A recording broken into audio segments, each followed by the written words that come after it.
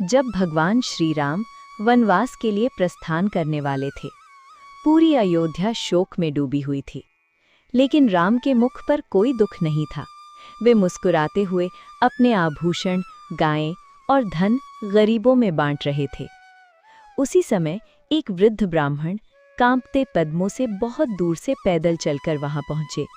मन में केवल एक ही विचार था, कौन जानता है मुझे और कितने दिन जीना है। राम 14 वर्ष के लिए वन जा रहे हैं। मरने से पहले एक बार उनके दर्शन हो जाए तो जीवन सफल हो जाए। जब ब्राह्मण ने श्री राम को देखा तो उनकी आंखों से आंसू बह निकले। वे भाव में बोले, प्रभु, आप त्याग के साक्षात स्वरूप है। वेद कहते हैं, अमरता धन या संतान से नहीं, केवल त्याग से मिलती है, और आज मैं त्याग को साक्षात देख रहा हूँ। भगवान श्री राम ने उन्हें पास बुलाया और प्रेम से पूछा, पूज्य ब्राह्मण, इतनी दूर से क्यों आए हैं? आप क्या चाहते हैं?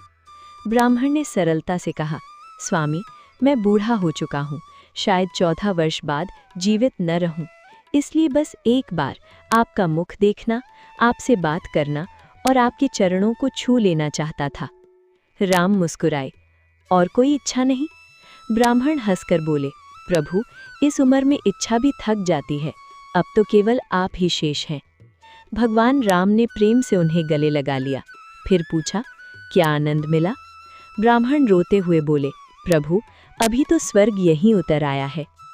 थोड़ी देर बाद ब्राह्मण ने कहा, स्वामी, अब विदा दीजिए, कुछ भिक्षा मिल जाए तो।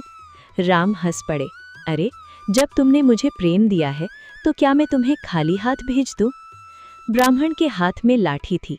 राम बोले, अब तुम मेरे स्पर्श से बलवान हो गए हो, इस लाठी को पूरी शक्ति से फेंको, जहां तक ये गिरेगी वो सब तुम्हारा होगा।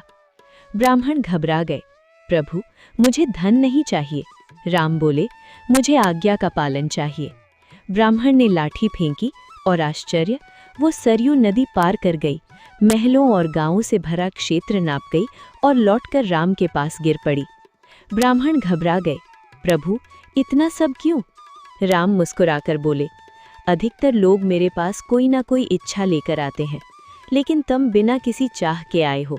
तुम्हारी ये निष्काम पुकार सीधे मेरे हृदय तक पहुंच गई है।